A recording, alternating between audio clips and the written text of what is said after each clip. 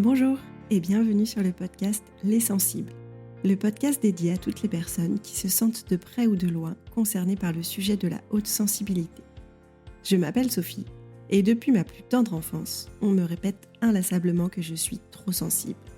Parce que l'amour, la sexualité et les relations font partie de mes sujets préférés et qu'on va pas se mentir, parfois c'est un peu la galère.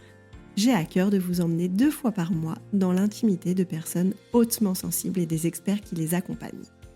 De leurs premiers amours à leurs derniers émois, ces cœurs à prendre ou plus à prendre nous dévoileront leur cheminement personnel et sensuel. J'espère que leurs confidences sans filtre sauront toucher votre corde sensible, qu'elles vous apporteront de l'écho, de l'espoir et peut-être même des réponses à vos questions. Si le sujet de la haute sensibilité vous parle, n'hésitez pas à suivre le compte Instagram du Bonheur en Barre, où je vous partage chaque semaine des illustrations et des informations pleines d'émotions. Bonne écoute! Bonjour à tous, je vous retrouve à nouveau aujourd'hui en compagnie de Mandy, que vous avez découvert dans l'épisode 13 lorsqu'elle nous a confié son burn-out. À l'issue de cet épisode, Mandy m'a dit qu'en découvrant les étapes de la rupture dont j'ai moi-même parlé à l'épisode 9, elle a vraiment reconnu toutes les étapes par lesquelles elle est passée justement pendant son burn-out. Nous avons donc voulu faire un épisode dédié sur ce qui l'a amené à ce syndrome d'épuisement et à toutes les étapes de la reconstruction par lesquelles elle est passée. Mandy nous a également confié comment son couple a traversé cette épreuve et ce dont elle aurait eu besoin pour vivre cela un peu plus sereinement. Je remercie sensiblement Mandy de se livrer sur cette étape importante de leur vie et vous souhaite une bonne écoute.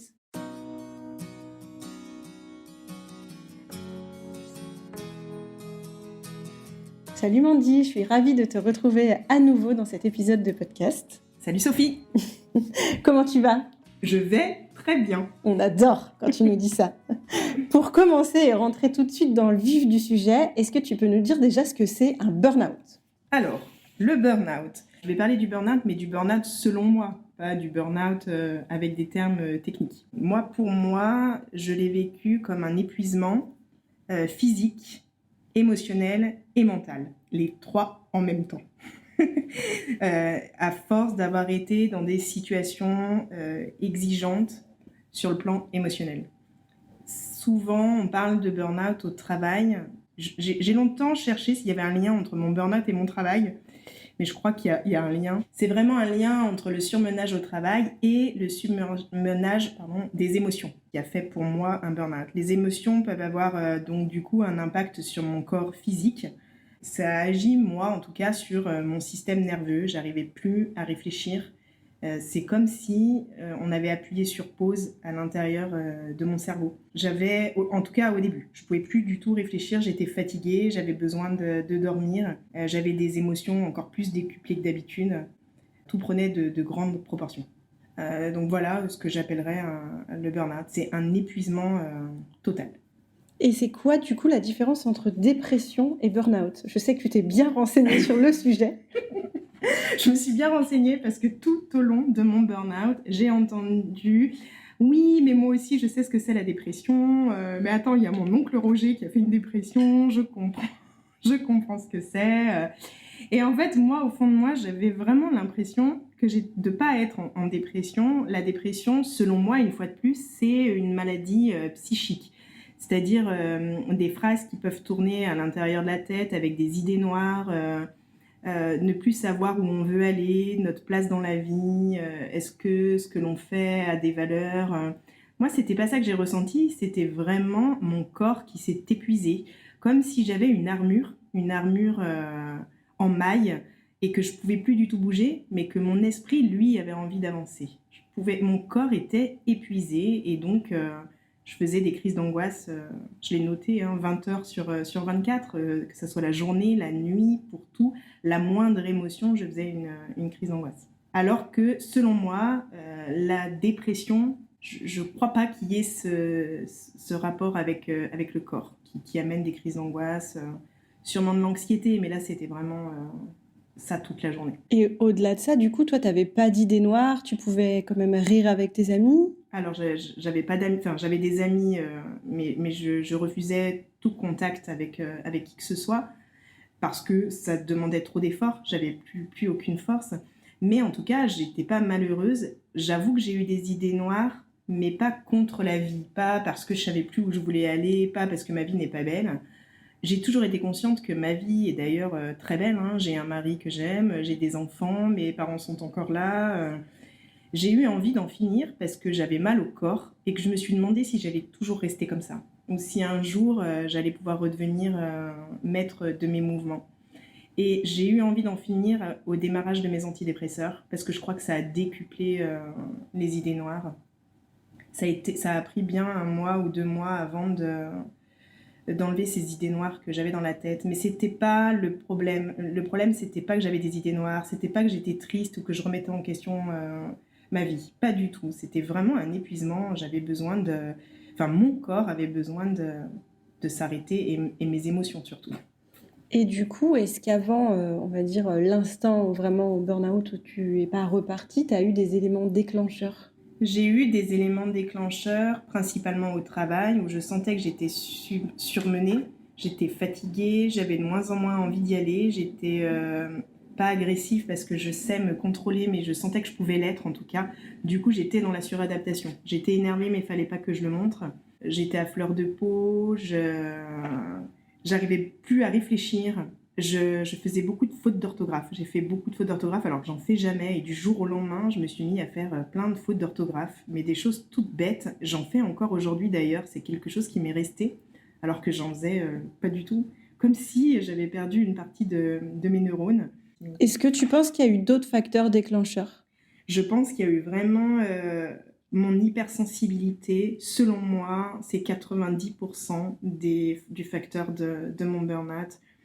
C'était vraiment...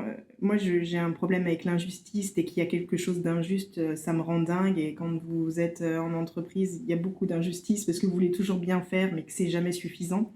Et moi, je vivais ça comme des injustices contre moi. Et donc, au fur et à mesure des mois, des années, c'est devenu trop lourd à porter. J'ai eu beaucoup de déceptions aussi au travail. Je suis quelqu'un de perfectionniste, donc plus ça allait, plus je devais être parfaite. Donc, je m'étais mis la barre très très haute.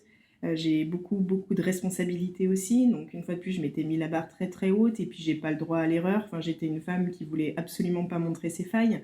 Donc, j'essayais d'être toujours parfaite. Tout en étant empathique, complètement empathique avec les salariés. Donc, quand vous prenez les émotions de tout le monde et que vous êtes empathique, à la fin, en fait, je pouvais plus. Il n'y a plus rien qui pouvait rentrer dans mon cerveau, dans mon corps. Je me sentais vide.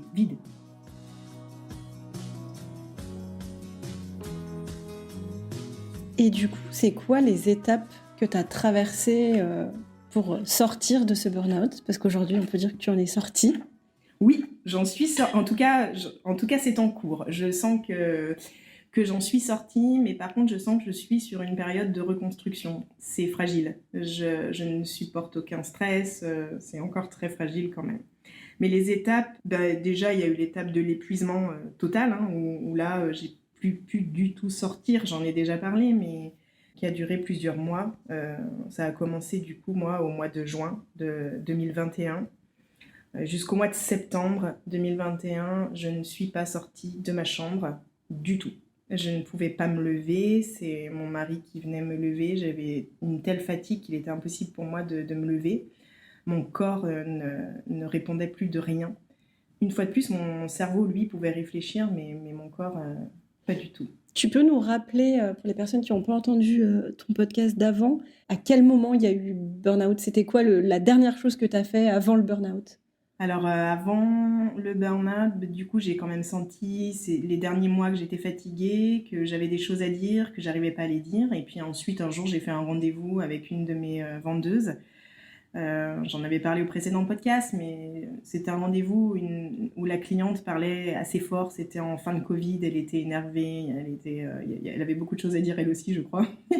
Et en fait, cet environnement-là m'a stressée, puisque moi je suis stressée dès qu'il y a trop de bruit, dès qu'il y a trop de lumière, dès qu'il y a trop d'odeur. C'est insupportable pour moi. Et ce jour-là, c'était trop pour moi, beaucoup trop d'émotions. Je suis pas du tout arrivée à me contenir et j'ai fait un malaise. J'ai fait ma première crise d'angoisse. Du coup, ma vendeuse m'a ramenée chez moi et j'ai pas pu sortir pendant 3 mois. Ok. Donc... En tout cas, pendant 3 mois, ça a été la chute en enfer, vraiment. Vraiment, je devais dormir.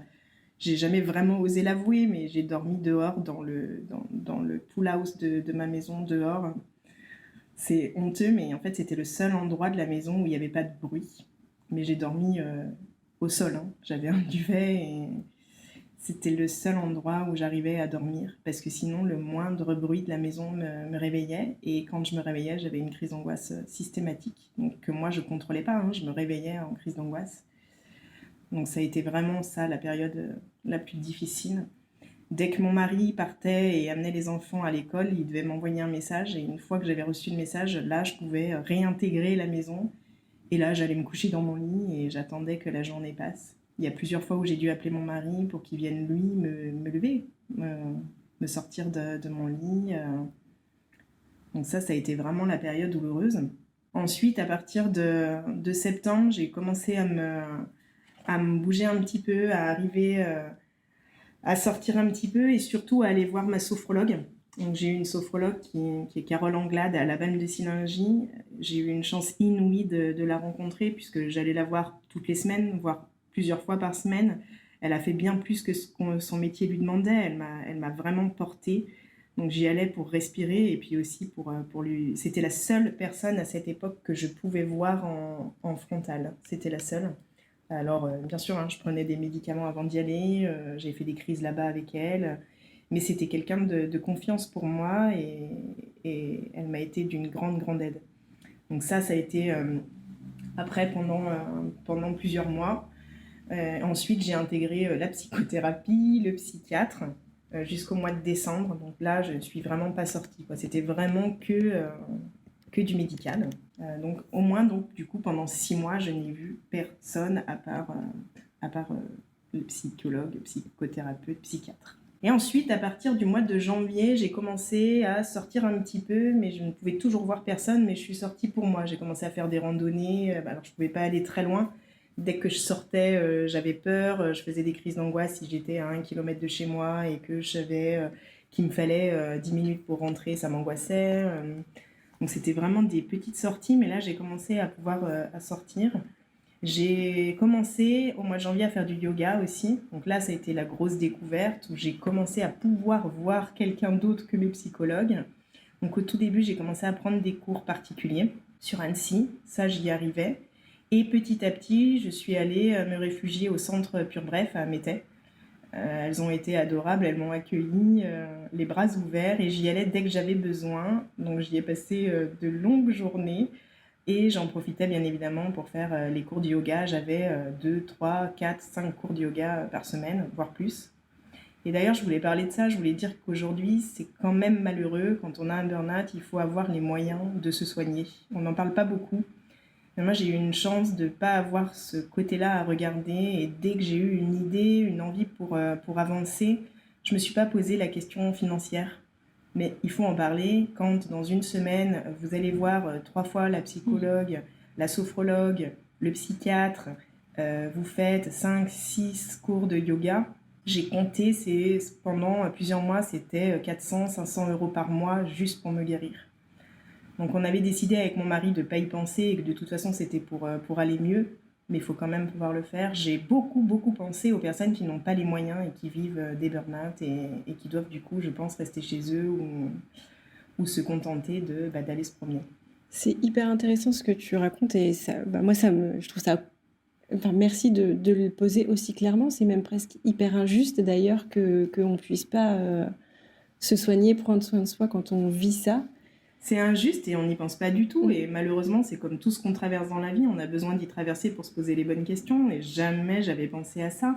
Et c'est réel, un cours de yoga, ça coûte cher. Une psychothérapie, ça coûte cher. C'est pas remboursé. Et faut vraiment avoir envie et avoir les moyens. Donc, ouais, j'ai beaucoup pensé à ces gens-là. Après, là, donc, du coup, on est au mois de janvier. Donc, 6 mois de burn-out. Donc, très peu de sorties. Et à partir du mois de janvier, j'ai commencé à sortir un petit peu, à avoir des amis dans le coin, mais très très peu, hein. Je restais quand même les week-ends à la maison, j'avais toujours pas vu mes parents, j'avais toujours pas fait de repas familial. J'ai commencé à faire des repas et à vraiment sortir de chez moi au mois de mai 2022, donc presque 1 an plus tard. Donc là, j'ai commencé à revoir quelques amis et à pouvoir repartir avec mon mari ou mes enfants, faire des balades ou des séjours en Ardèche, donc 1 an plus tard. Et j'ai après repris le travail au mois de juillet de l'année, enfin 2021. Donc il m'a fallu bien 1 an pour sortir de tout ça. Donc il m'a fallu tout ça en repos. Et ensuite, la reprise, la reconstruction à partir de juin 2022.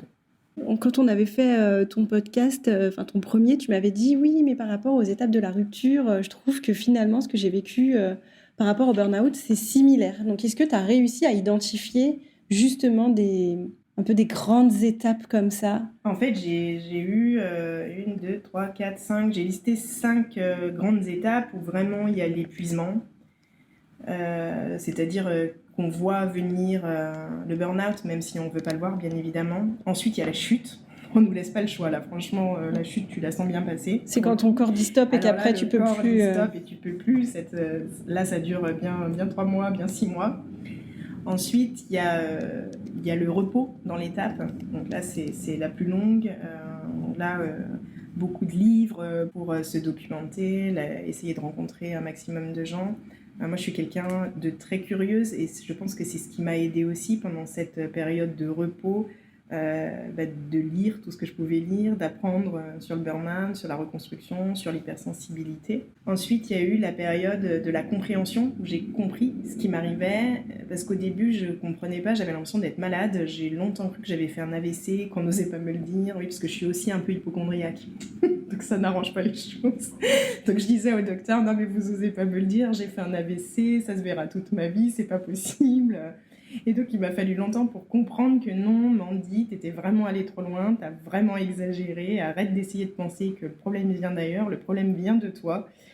Tu t'es trop suradapté et donc voilà, il m'a fallu un long moment pour être dans cette période de compréhension qui a duré pareil, un trimestre je dirais. Et ensuite, il y a la période de la reprise, de la reconstruction, qui dure, à mon avis, entre 6 mois et 1 an, puisque je ne l'ai pas terminé. Mais je pense qu'il me reste encore un petit temps pour consolider tout ça. J'ai souvent très peur de replonger et le psy rigole en me disant Amandine, on replonge que quand on est entre parenthèses guéri, parce que j'aime pas trop employer ce terme, je sais pas s'il y a une vraie guérison. Et en fait ce jour-là j'ai compris qu'en effet je peux pas retomber puisque je ne suis pas encore stabilisée. Donc c'est pour ça que je vis des événements encore difficilement, que je supporte encore, comme je l'ai dit en amont, je supporte pas le stress, je suis très vite fatiguée, j'ai besoin de repli sur moi, j'ai besoin d'introspection, d'ancrage. C'est pas terminé. Ouais. Il y a beaucoup de personnes qui disent que dans les étapes, tu as aussi l'étape du déni, l'étape de la colère, de la peur et de la tristesse qui sont vraiment dissociées. Toi, tu as ressenti ça, ces émotions un peu de manière très disparate ou... Moi, je les ai complètement ressenties. Après, c'est dur de mettre des dates, mais c'est évident que, comme je le disais, le déni, c'est l'épuisement. En fait, quand on commence à voir que notre corps s'épuise, on n'a pas envie d'y voir. On est complètement dans le déni, de toute façon. Sinon, on ne ferait pas de burn-out. Donc, c'est parce qu'on était dans le déni qu'on fait un burn-out. Ensuite, on est encore dans le déni d'avoir fait un burn-out. Et ensuite, toutes les étapes, et de toute façon, on en avait parlé toutes les deux. Tu avais fait un podcast sur la rupture amoureuse. Et je t'avais appelé en te disant, Sophie, je viens d'avoir une révélation de tes étapes. Je les ai vécues, j'ai l'impression de les avoir vécues pendant mon burn-out. Donc j'ai eu le déni, j'ai eu la colère, où je ne comprenais pas ce qui m'arrivait. Et je me disais, mais pourquoi moi ? Et je me disais dans l'entreprise aussi, pourquoi c'est moi qui suis arrêtée alors que moi je suis toujours une battante, je suis toujours positive, je coach tout le monde et puis c'est moi qui suis punie à la maison. J'ai eu longtemps, j'ai dit ça. Et c'était d'ailleurs pas du tout sympa parce qu'en fait personne ne méritait plus ou moins que moi, mais c'était tombé sur moi, mais parce que moi je sais pas me reposer. C'était entièrement de ma faute de toute façon.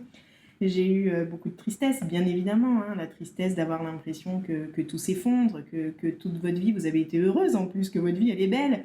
J'ai eu beaucoup de réflexions en ce sens-là, mais m'ont dit mais tu as vu tout ce que tu as ? Tu as une société, tu as un mari qui t'aime, tu as 2 enfants, 3 avec ta belle-fille avec qui ça se passe très très bien, qui d'ailleurs m'a beaucoup épaulée. Mes parents sont encore vivants, mais pourquoi tu nous fais ça ? Mais en fait, j'y étais pour rien, donc j'étais vraiment très très triste de tout ça. J'ai pas eu honte, j'ai pas beaucoup d'ego, donc je crois pas. J'ai pas eu honte de m'être cassé la figure, mais j'étais vraiment triste. Et puis une fois de plus, je suis quelqu'un d'épanoui, je suis curieuse, très curieuse. Donc quand vous êtes puni pendant 6 mois dans votre chambre et que même lire un livre, j'y arrivais pas, parce que je pouvais même pas lire, parce que ça me faisait faire des crises d'angoisse quand je lisais tellement l'émotion était forte. Et en plus, ça me faisait faire des cauchemars la nuit, donc c'était un cercle vicieux, hein. Je pouvais vraiment rien faire du tout, c'était grave, hein. J'ai eu ensuite l'acceptation, quand j'ai compris qu'enfin, c'était pas pour rien et que la vie, elle avait été super sympa de me faire ce burn-out. Je l'ai dit à mon premier podcast, mais même si ça a été très très dur, je remercie la vie. Aujourd'hui, je suis plus du tout la même. Mes journées sont les mêmes. C'est moi qui suis différente, ou alors c'est juste moi qui me suis rencontrée pour de vrai. C'est avant que j'étais pas la bonne Amandine. Donc maintenant, dès que je me sens trop stressée ou que ça va trop vite, je sais qu'il faut que je m'arrête. Je sais que je prends un cours de yoga, je rentre à la maison, je vais faire un cours de chant. Je m'écoute beaucoup plus qu'avant. Et j'ai beaucoup de chance, puisqu'en fait, l'entourage aussi écoute beaucoup plus qu'avant. Avant, je me sentais complètement incomprise, et je crois bien que je l'étais. Quand vous êtes hypersensible et en burn-out, le nombre de fois où on vous dit « mais ça, c'est pas grave, c'est pas important ».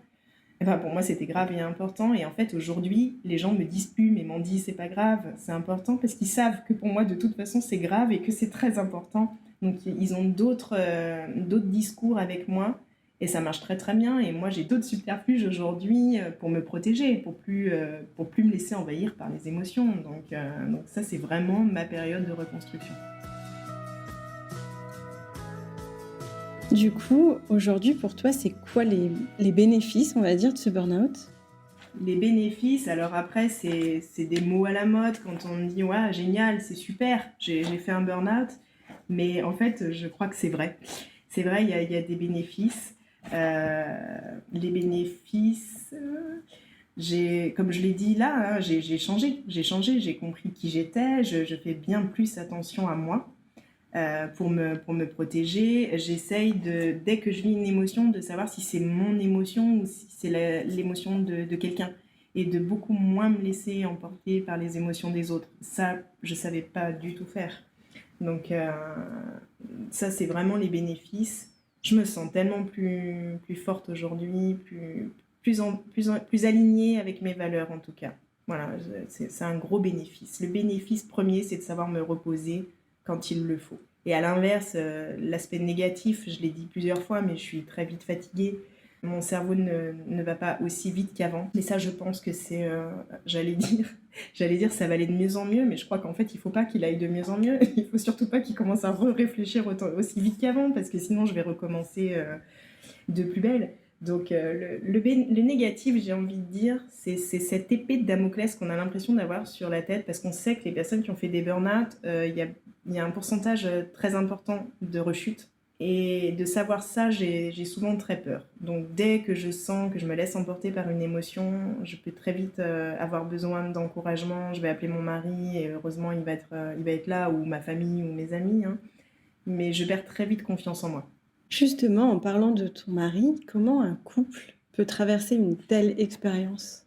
Comme j'ai déjà dit, quand on traverse un burn-out, on a beaucoup de phrases, beaucoup d'amis qui vous donnent des phrases chocs pour vous faire avancer, et ça marche très très bien. Par contre, il y a souvent eu quand même la phrase « fais attention à ton couple, tu devrais faire attention, le couple ne sort jamais intact d'un burn-out ». Et c'est une des phrases les plus dures que j'ai entendues. Parce qu'en fait, vous avez déjà une pression monumentale de ce qui est en train de vous arriver et que votre corps ne réponde plus. Et en plus, vous vous mettez la pression de rester femme, mère, amante, copine. Il faut encore être parfaite pour pas que votre mari ait des idées de nous quitter, ou au moins de s'ennuyer ou de se lasser. Du coup, je pense qu'on a eu la bonne attitude, puisqu'en fait, on en a beaucoup parlé. Donc tout de suite, quand on me disait ça, j'allais le voir et je lui disais « mais c'est pas trop dur pour toi ?» Et il me disait « bien sûr que c'est dur, puisque d'autant plus, il a dû tout gérer. Il a dû gérer les enfants, il a dû gérer tout ce qu'on gère à deux d'habitude. » Mais j'ai pas trouvé que ça avait fait du mal à notre couple. Et le gros point positif, c'est que pendant 6 mois, voire 1 an, on n'a pas pu sortir de chez nous. Il faut savoir que nous, nos amis, notre famille habitent à 1 heure, 1 heure et demie d'Annecy, tous. On n'a pas du tout de famille dans le coin. Et du coup, pendant tout le temps, en fait, tous les week-ends. Du vendredi au dimanche, on partait voir nos amis, nos familles. C'était très agréable, mais très douloureux pour moi, surtout en tant qu'hypersensible. Je ne pouvais jamais me reposer. Le vendredi, on était chez un tel, on dormait chez un tel, et puis finalement, le dimanche, on retournait chez un tel pour faire plaisir à tout le monde. Et tous les week-ends, on était en vadrouille. C'était moralement et physiquement épuisant. On le savait, mais je ne savais même pas à l'époque qu'on pouvait dire non à une invitation. C'était pour moi obligatoire. Quand on était invité, il y a un anniversaire, il fallait y aller. Je n'osais pas dire non alors que je sentais que c'était trop le week-end. Et du coup, je dirais que le fait d'avoir traversé un burn-out nous a recentrés sur l'essentiel. On n'a plus pu faire ces week-ends de folie. De toute façon, on restait à la maison. On avait le droit de dire non. On était même obligé de dire non et on n'avait en plus pas besoin de se justifier. Donc ça a été quand même une bonne période pour ça, de se poser un peu et du coup de se retrouver en fait finalement dans le couple. Alors ça n'a pas été toujours simple parce que du coup les enfants étaient là aussi, hein. On les aime très fort, hein, nos enfants, hein, il n'y a pas de problème, mais par contre c'est quand même, garder ses enfants tout le temps, tous les week-ends, eux aussi ils avaient besoin qu'on s'occupe d'eux. Donc pour Mickaël de gérer sa femme, ses enfants, tous les week-ends sans sortir, sans voir ses amis, lui il en a souffert, mais très vite on a oublié et puis, petit à petit, on a pu revoir des amis. Par contre, on ferait très attention et maintenant, on le fait plus tous les week-ends. On le fait qu'un jour par week-end. On sait dire non. Et donc, il n'y a pas de souci. Donc, j'ai envie de dire que le couple, oui, c'est difficile, mais non, c'est pas du tout insurmontable. Et au contraire, nous, ça nous a encore plus rapprochés, je trouve. Je me sens proche de lui encore plus qu'avant. Je me dis qu'une fois qu'on a traversé ça, franchement, on est plutôt fort. On peut combattre encore beaucoup de choses ensemble. Et du coup, je me permets une question un peu plus intime, si tu veux bien. Est-ce que, moi, j'avais entendu dire que, donc j'ai bien compris que le burn-out, c'était différent d'une dépression, mais que parfois, quand on est dans la dépression, on n'a pas du tout de libido. Est-ce que toi, tu as ressenti ça pendant le burn-out ou pas du tout ? En fait, je sais même pas si je me suis posé la question si j'avais de la libido ou pas. En fait, au niveau des relations sexuelles, on va dire que c'était absolument pas la priorité du moment. La priorité du moment, c'était ma reconstruction et le repos de mon corps. Et je ne pouvais même pas envisager d'avoir une relation puisque de toute façon, la moindre émotion me créait une crise d'angoisse. Donc à chaque fois qu'on a essayé, ça me procurait des crises d'angoisse. Mais c'était tellement pas la priorité que ça nous a pas perturbés et en plus avec les médicaments, puis vous avez tellement de choses dans la tête, vous avez tellement peur de ce qui est en train de vous arriver que réellement, mais même Mickaël, c'était pas du tout sa priorité. Et très rapidement, petit à petit, c'est revenu. Je crois que c'est pas très grave dans un couple si pendant une période il y a un petit peu moins de rapprochement. Le tout c'est d'être unis l'un et l'autre et puis ça passe et très franchement ça revient.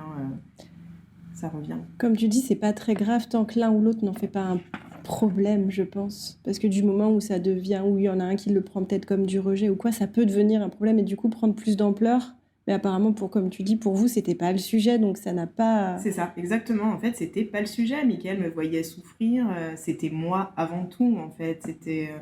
C'était pas le plaisir sexuel. Après, il y a eu beaucoup de rapprochements tous les deux. Il y a eu énormément de câlins, d'affection, peut-être même plus que sans burn-out parce qu'on avait le temps et parce qu'on se respectait énormément. Et puis moi, j'avais eu tellement peur quand on me disait que je pouvais perdre mon mari que mine de rien, j'étais proche de lui, j'étais très attentionnée à lui et surtout, je le remerciais beaucoup. Il était tellement à mes côtés que je prenais du temps avec lui. Mais l'acte sexuel en lui-même n'avait pas la même saveur que son burn-out, c'est évident. Tout à l'heure, on discutait un peu justement du cycle hormonal, des SPM, etc. Tu peux nous expliquer voilà, si toi, tu as vu des fluctuations... Moi, j'ai pas vu des fluctuations, j'ai vu, comment dire, je trouve même pas le mot, tellement que tout s'est cassé la figure à ce moment-là. En même temps, j'étais pas très bien renseignée puisque j'étais pas du tout à l'écoute de mon corps avant mon burn-out. Donc pour moi, le cycle, c'était une semaine par mois, on était un peu dérangés et puis voilà.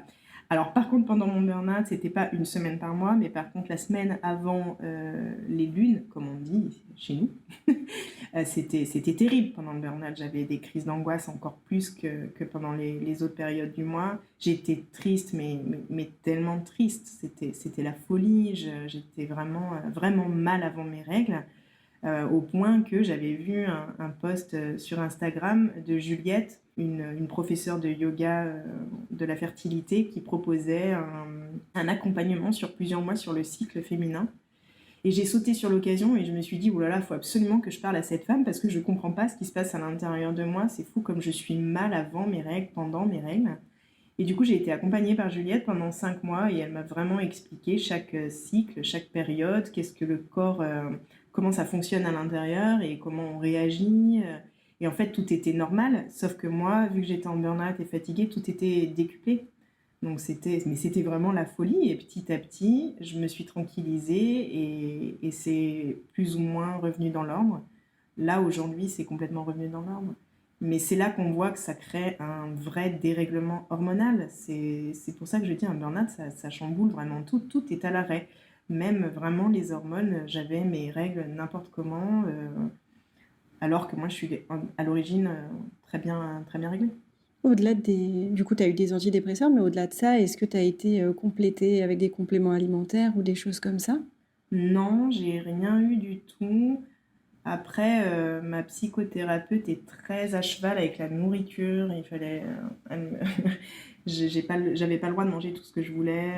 Elle était très très vigilante. Qu'est-ce qu'il fallait pas que tu manges?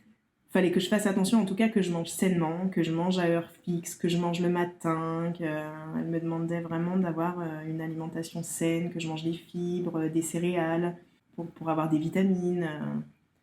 C'était important pour elle. Donc j'ai eu que des antidépresseurs, c'est déjà pas mal.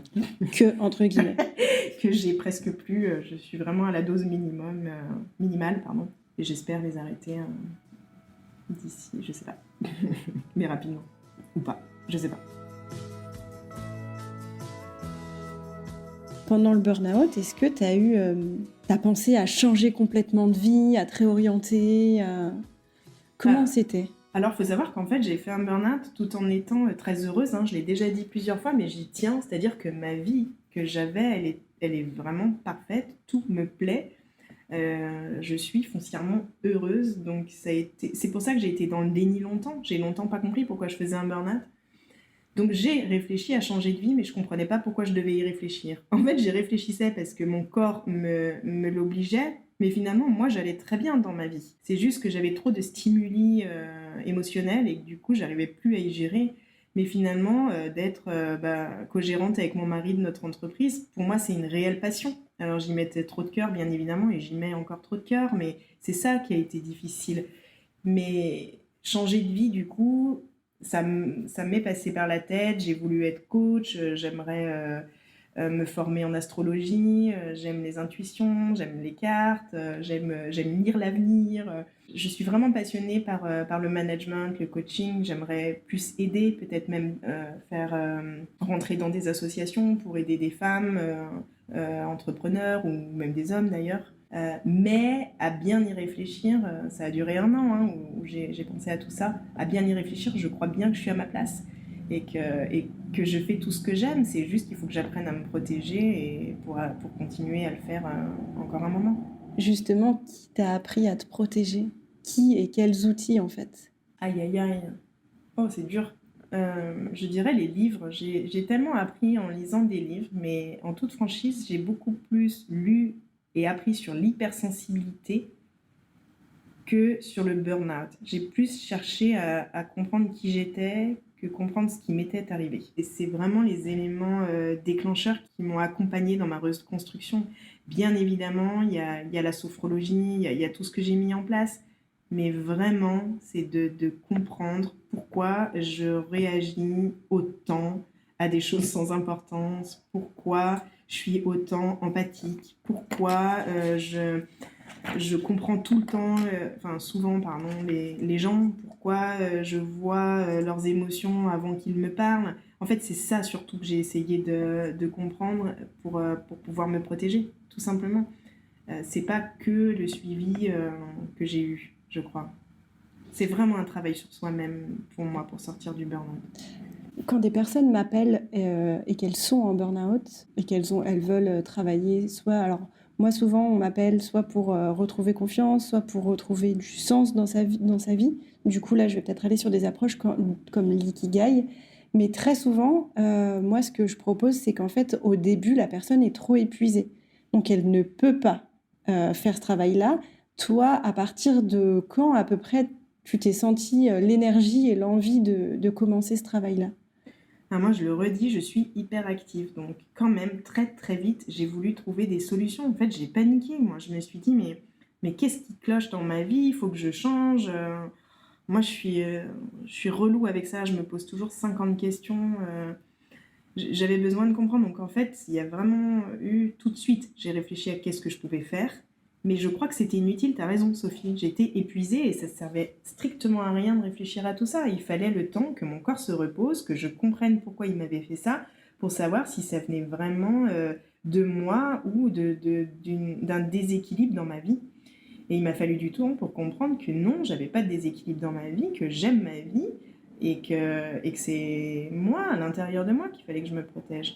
Après, si on me fait une proposition de coacher, mais bon, je manage déjà, non, je suis insupportable, je suis sans fin, je suis sans fin. Donc je dirais aux personnes qui sont en burn-out, en effet, tu as raison, de se poser, d'attendre avant de prendre des décisions trop hâtives. Pour moi, c'est toujours très difficile de proposer ça à la personne parce que je sens la détresse de la personne, mais je sais aussi qu'au début, ça va être contre-productif, ça va l'épuiser encore plus de rentrer dans tous ces questionnements-là, alors que le corps, dans un premier temps, a besoin juste de repos. Et comme tu l'as dit à très juste titre au départ, tu ne pouvais pas sortir. Moi, je trouve que tu as tout à fait raison. Si j'étais venue te voir au tout début pour l'Ikigai, je sais que je serais partie dans tous les sens et qu'en plus, j'aurais été passionnée par tout ce que tu allais me proposer et qu'en fait, c'était juste pas le moment. Donc, moi, je suis venue te voir très tôt pour l'hypersensibilité. Ça m'a aidée et j'avais besoin de ça avant de faire un Ikigai, je crois. Par contre, si tu rencontres des gens qui sont en plein burn-out, maintenant, il y a quand même 2 podcasts sur ta chaîne qui peuvent les aider. J'avoue que moi, je me suis retrouvée complètement seule. J'avais l'impression que j'étais la seule à vivre ça. Alors que je suis complètement consciente que ça n'arrive pas qu'à moi. Mais souvent, hein, j'entendais, ah mais oui, moi aussi, mon copain, il a vécu ça. Et j'avais l'impression de ne pas tout à fait vivre la même chose. Parce que moi, il y avait vraiment ce caractère d'angoisse généralisée dans mon corps que j'ai. Il y a très peu de monde qui m'a parlé de ça. Des épuisements, oui, mais pas ces fameuses angoisses où je pouvais vraiment plus sortir, quoi. Donc, je pense que ces podcasts, je les fais, on rentre dans mon intimité, donc c'est pas facile, mais je les fais vraiment pour ces personnes qui seront peut-être en début de burn-out et qui se sentent perdues, et j'ai juste envie de leur dire, soyez patients, écoutez-vous, c'est pas grave si vous prenez du temps au début, vous réfléchirez un tout petit peu plus tard. Qu'est-ce qui t'a manqué, toi, justement, dans ta guérison? Exactement ça. J'avais envie de parler avec quelqu'un qui avait vécu la même chose, mais vraiment la même chose, et c'est ça qui est difficile. C'est que je pense que des burn-out, il y en a plein, il y en a des différents. Je pense qu'il y a différents niveaux aussi. C'est malheureusement en plus souvent mêlé à la dépression. Du coup, je me sentais pas du tout en adéquation avec des personnes qui avaient fait des dépressions. Et j'avais besoin de parler et de comprendre pourquoi mon corps il faisait ça. Vraiment, j'avais l'impression d'être malade. Donc, malgré que j'ai été vraiment très très bien accompagnée, ce qui m'a manqué vraiment, c'est de rencontrer des personnes qui ont vécu la même chose. Je pense que peut-être je ferai un jour un regroupement. Bon, ça sera pas super méga drôle, hein, et encore, hein, mais de personnes qui sont passées par là C'est pour ça que j'avais envie de faire avec toi ces différentes étapes du burn-out, parce que moi, si on m'avait dit dès le début qu'il allait avoir les mêmes étapes que pour un deuil ou que pour une rupture, et que j'allais voir le bout du tunnel et que ça allait se passer comme ça, j'aurais rien écouté du tout.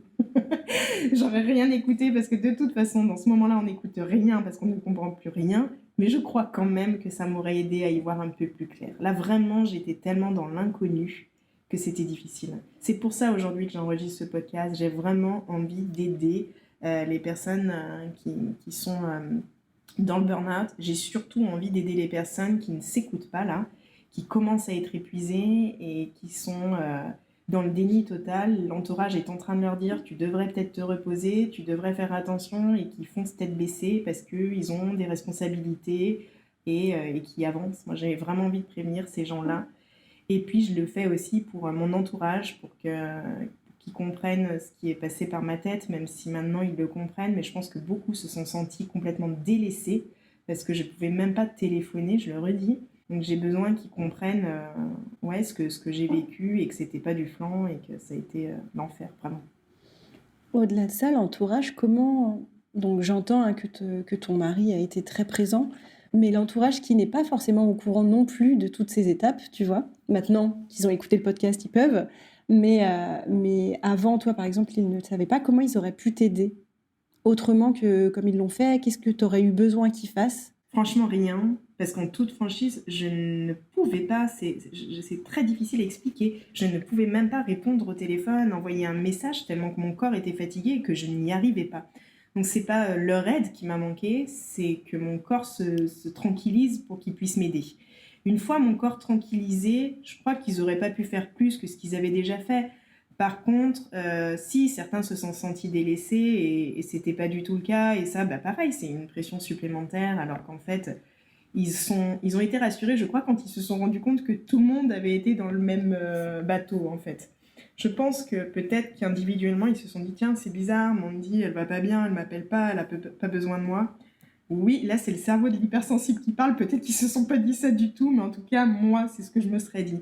Mais non, en fait, ils ont compris rapidement qu'ils avaient été tous dans le même bateau.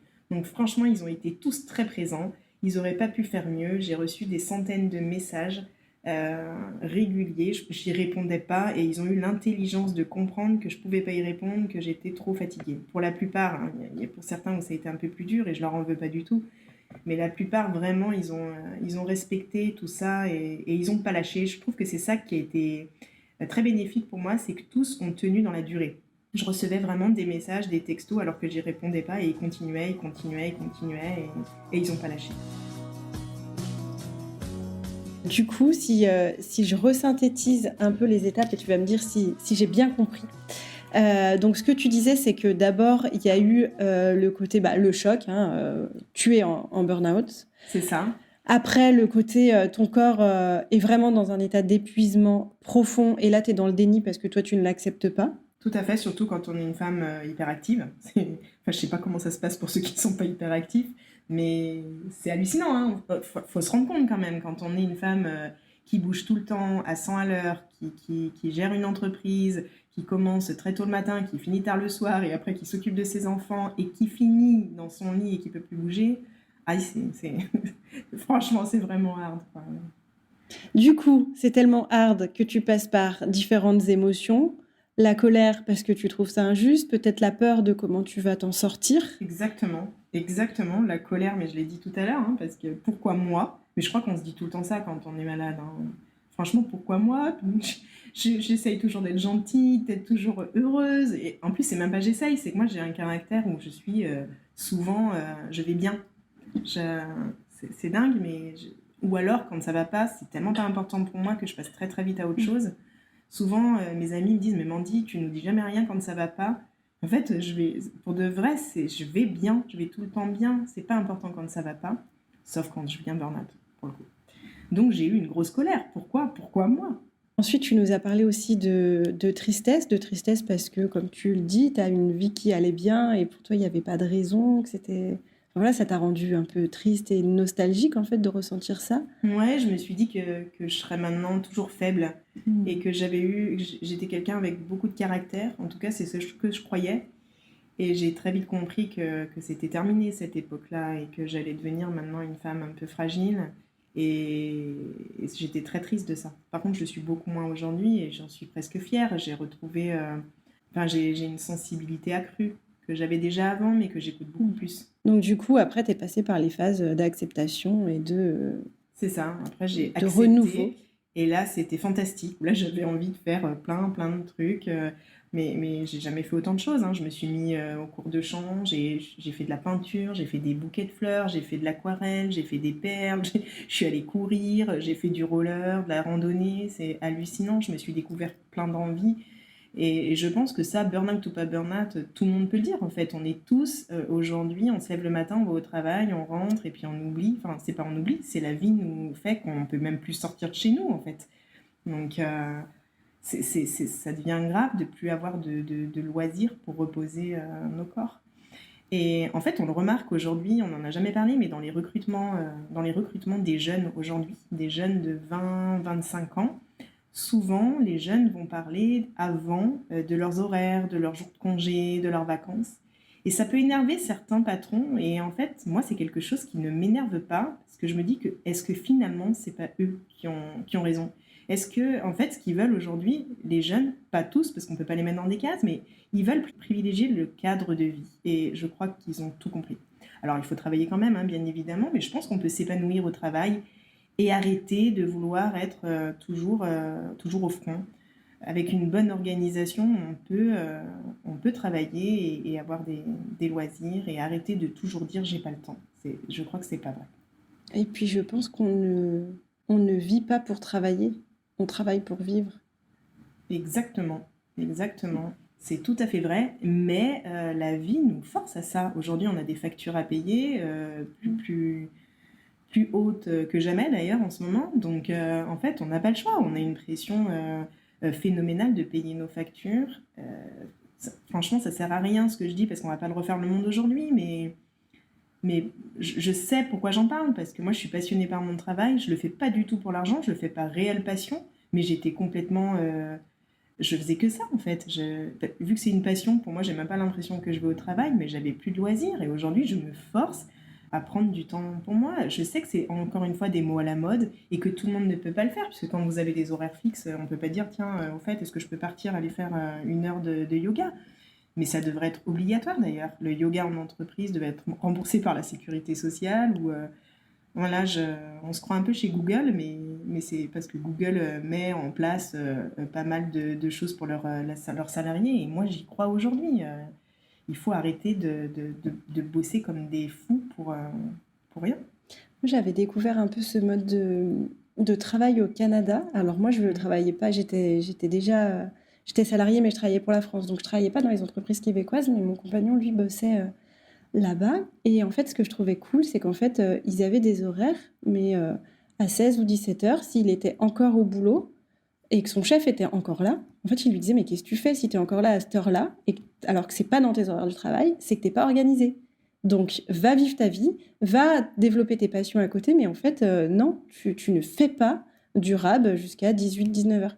Et bah, voir les choses comme ça, j'ai trouvé ça ouf parce qu'en fait, ils n'ont pas ce truc de, tu sais, l'injonction du je reste jusqu'à 18h30, voire 19h pour faire plaisir ou pour faire croire que je travaille. On ne peut pas être productif de 7h à 19h, ça ne marche pas. Moi, je suis complètement là-dedans et les salariés peuvent en témoigner. Hein. Je ne veux pas qu'ils restent jusqu'à point d'heure, je ne veux pas qu'ils travaillent le week-end. Et si jamais ils le font, c'est qu'il y a eu un souci d'organisation puisque tout est mis en place pour ne pas avoir à le faire. Mais j'en veux à personne, je comprends tout à fait. En fait, on a été élevé comme ça. Je crois qu'il faut aller au boulot, ça fait bien d'y être. Et puis, en fait, c'est même pas que ça fait bien d'y être, c'est qu'une fois qu'on y est, on oublie tout. On regarde l'heure et on se dit, oh là là, c'est déjà cette heure-là. En fait, on quitte le boulot pour aller chercher les enfants. Jamais on se dit, tiens, je vais partir une heure avant pour aller courir avant d'aller chercher les enfants. Sauf que quand on n'a pas d'enfants. Quand on n'a pas d'enfants, on attend d'en avoir pour se dire que quand on n'en avait pas, on aurait dû faire ça. Mais vu qu'on n'en a pas, on ne le sait pas. C'est tout à fait ça, en fait. Vu que ceux qui n'ont pas d'enfants, c'est encore pire, en fait. Ils n'ont pas cette obligation familiale de rentrer à la maison pour aller chercher les enfants parce que l'école, elle va fermer, en fait. Mais c'est vrai, hein, moi, des fois, j'arrive, enfin même tout le temps, à la garderie à 18h30 pile parce que j'avais jusqu'à 18h30 et je ne vais pas y aller à 17h alors que j'aurais pu aller le chercher... Et bon, maintenant, j'allais dire je fais des efforts, mais non, c'est pas vrai, c'est pas des efforts. Je veux qu'on ait une vie en dehors de notre travail et je veux que nos salariés aient une vie en dehors du travail.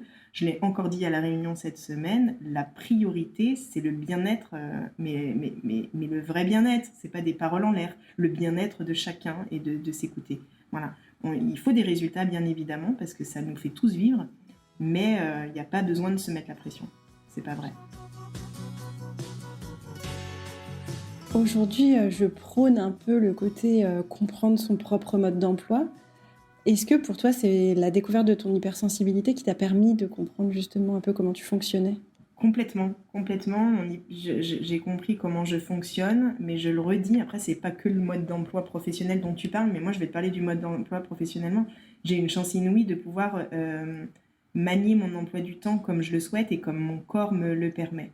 Je me mets à la place aujourd'hui des personnes qui sont salariées et qui n'ont pas le choix. Et on leur dit, non, tu arrives à telle heure, tu pars à telle heure, tu fais telle tâche. Et c'est là que c'est un peu gênant en France, parce que peut-être que cette personne, elle est plutôt lève-tôt, peut-être plutôt couche-tard, peut-être qu'à ce moment-là, elle n'est pas du tout opérationnelle. Alors moi, j'ai la chance de pouvoir maintenant aller au travail quand je suis réellement opérationnelle. Peut-être que j'arrive plus tôt que les autres, peut-être que, d'ailleurs, ça arrive très souvent. Mais par contre, le soir, il ne faut plus rien me demander. Et nous, moi en tout cas, j'ai vraiment cette chance-là.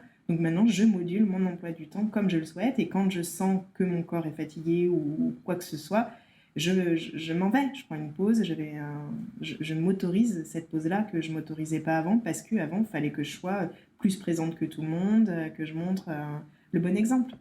Et même hors du travail, j'imagine que tu as changé des choses. Et hors du travail, c'est ce que je disais tout à l'heure, on ne court moins les week-ends, je m'autorise à dire non, il n'y a pas de raison d'être tous les jours chez quelqu'un pour faire plaisir. Non, je ne veux plus, on reste chez nous le week-end, tout en bien sûr on a une vie sociale, mais toute proportion gardée. C'est vraiment ce plaisir de savoir maintenant dire non. Ça paraît vraiment tout bête, mais qu'est-ce que j'ai appris en disant cette phrase-là, sans aucune agressivité bien évidemment, hein. C'est pas du tout de la méchanceté, mais maintenant les gens le comprennent. Non, non, c'est pas possible, on vient déjà le week-end dernier, je ne veux pas revenir. Je ne peux pas. Donc l'emploi du temps personnel, oui, il est complètement modulé aujourd'hui. Si tu devais donner un conseil ou des conseils à la Mandy qui rentre tout juste en burn-out, ce serait quoi ? Vraiment, je lui dirais, Mandy, il n'y a rien de grave, la vie est sympa avec toi, elle est en train de te montrer quelque chose. Arrête de te battre, arrête d'être dans le déni, accepte, accueille, et tout passera. J'aimerais vraiment me dire ça. Après, le fait d'avoir été dans le déni m'a permis après de beaucoup me documenter, de rencontrer plein de personnes. Ça aussi, ça a changé. J'ai rencontré plein de personnes qui aujourd'hui sont devenues des amis. C'est exceptionnel tout ça. Donc il a fallu à un moment sortir de ce déni-là, mais vraiment j'aurais aimé que quelqu'un dise tout va passer. Mais en fait, c'est un conseil que je peux donner à tout le monde dans la vie. Tout passe en fait. Même malheureusement, le pire, tout passe. Tu nous as beaucoup parlé de livres. Tu aurais un ou deux livres à nous conseiller ? Oh là là, j'en aime tellement. L'hypersensibilité de Sophie. Merci. Et je suis sincère, je ne le fais pas par gentillesse, je suis vraiment sincère. Ce livre, c'est une petite pépite. J'ai aimé Émotif talentueux. J'ai aimé l'hypersensibilité pour les nuls. Alors ça paraît tout bête, hein, mais il est très très bien fait pour comprendre l'hypersensibilité. Oh là là, j'en ai tellement. Mais voilà, c'est peut-être les trois que je peux mettre en avant. Ouais. Est-ce que tu as des choses que tu voudrais ajouter, préciser ? Je crois que j'en ai beaucoup dit. J'ai bien envie de remercier toutes les personnes qui m'ont entourée. Je commence bien évidemment par mon mari. Je lui dis un grand merci. Pour sa patience, pour sa gentillesse et son amour. J'aurais, à mon avis, pas du tout eu la patience qu'il a eue. Ma famille, mes amis, tout ça, hein. et surtout les personnes qui m'ont accompagnée de très près, hein. Je le répète, la sophrologue Carole, ma psychothérapeute Pascal. Voilà, j'espère oublier personne. Toutes mes profs de yoga, et puis tous les salariés de l'entreprise et mes enfants. Enfin bon, voilà. J'avais vraiment envie de les remercier. Et d'ailleurs, souvent, à chaque fois que je les ai en ligne, d'ailleurs, tu me l'as dit encore tout à l'heure, Sophie, tu me dis, mais Mandy, pourquoi à chaque fois qu'on s'appelle, tu me remercies pour l'année passée avec toi. Et en fait, je suis pleine de gratitude pour les personnes qui m'ont tenu la main à ce moment-là. Et toi, tu as eu l'impression de ne pas avoir fait grand-chose, mais de tenir la main d'une personne qui est vraiment très très mal, qui est vraiment en profonde détresse, même sans lui dire un mot, mais de lui tenir la main. En tout cas, moi, qui suis hypersensible, ça a un très fort impact pour moi. C'est ancré très longtemps en moi, les personnes qui ont été là. Du coup, je vais dire publiquement ce que je t'ai dit tout à l'heure. Je pense que c'est toi qu'il faut remercier d'avoir... passer toutes ces étapes, de t'être donné les moyens de te reconstruire et de t'en être sortie, encore plus forte finalement, encore mieux dans ta peau, mieux dans ton corps. Et moi, c'est ça que je trouve incroyable dans ce chemin. T'as raison, je te remercie beaucoup, Sophie. Tu vois, je te remercie encore, mais j'ai du mal déjà à accepter les compliments. Mais il faut l'avouer, ça a été un travail, un très gros travail. Il faut souvent se mettre des coups de pied aux fesses, c'est sûr, c'est sûr.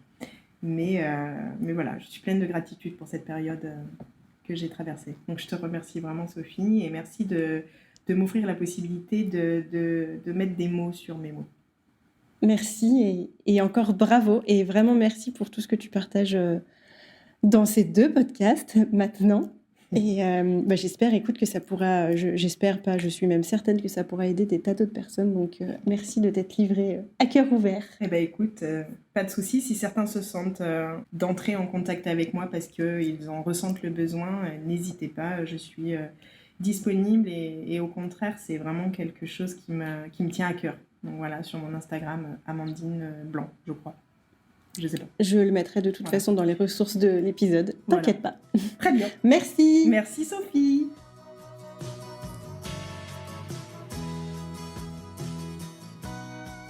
En tant que coach, il me semblait important de vous expliquer comment je peux vous accompagner si vous traversez vous-même une période de burn-out. Dans un premier temps, comme nous l'a précisé Mandy, elle a eu besoin d'accepter et de comprendre ce que son corps lui faisait vivre. Ce qui l'a amenée à chercher à se comprendre elle-même. Pour cela, mon livre Hypersensible, mode d'emploi peut vous aider à mettre des mots sur votre sensibilité et à mieux vous connaître. Les séances de coaching individuelles vous permettront d'apprendre à décoder les messages pas toujours très clairs de vos émotions, de repérer les éléments déclencheurs le plus tôt possible pour éviter qu'ils s'accumulent au risque d'exploser comme une cocotte minute, d'apprivoiser votre sensibilité et qu'elle ne soit plus un poids au quotidien, tout simplement de découvrir réellement votre mode d'emploi et de savoir l'utiliser dans votre vie de tous les jours. Il n'est pas rare que pendant un burn-out, vous vous posiez des questions quant à votre avenir professionnel.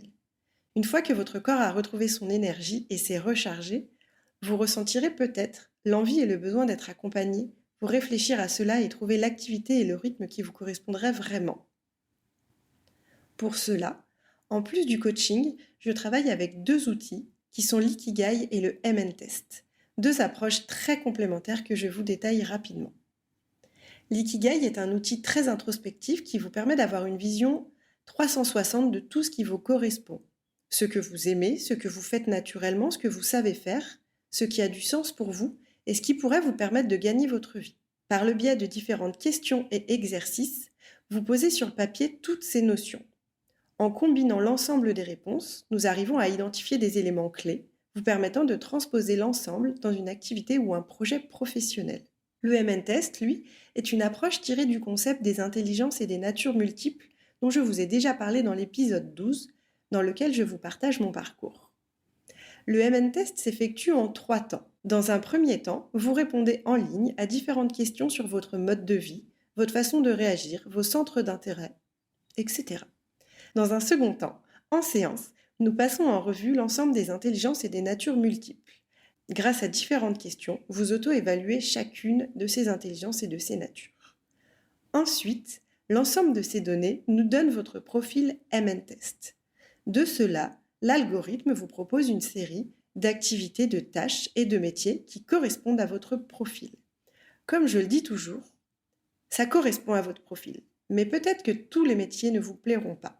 C'est comme si nous étions dans un magasin et je vous présente 10 chemises correspondant parfaitement à votre morphologie. Peut-être que sur les 10, vous n'aimerez pas la blanche avec les petits cœurs, ou la rouge à carreaux, ou la violette à rayures. Ce sera vraiment des indications. Et peut-être qu'il y aura la chemise parfaite et donc le métier parfait. J'aime beaucoup la complémentarité de ces 2 approches, car l'ikigai est vraiment introspectif et le MN-test a un côté un peu plus mathématique et cartésien. Il est possible de faire l'une ou l'autre ou les 2, dans un sens ou dans l'autre.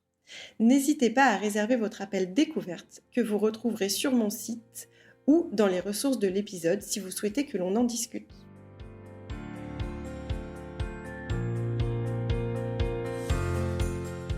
Un grand merci à vous pour votre écoute. J'espère que cet épisode vous a plu. Si c'est le cas, n'hésitez pas à le partager autour de vous et à le faire savoir en laissant un commentaire ou 5 étoiles dans votre appli de podcast préféré. Pour recevoir une dose de bonheur en barre chaque semaine, inscrivez-vous à ma newsletter sur mon site dubonheurenbarre.com. Et si vous voulez me soutenir et m'encourager, rendez-vous sur ma page Tipeee. Pas de panique, si vous êtes en voiture, en cuisine ou que vous n'avez pas de quoi noter, vous retrouverez tous les liens dans la description de ce podcast. Et si vous aussi, vous voulez partager votre témoignage sensible, envoyez-moi un mail à sophie@dubonheurenbarre.com en me racontant un bout de votre histoire que j'ai déjà hâte de découvrir. Pour clore cet épisode, je vous souhaite plein de jolies choses. Prenez soin de vous.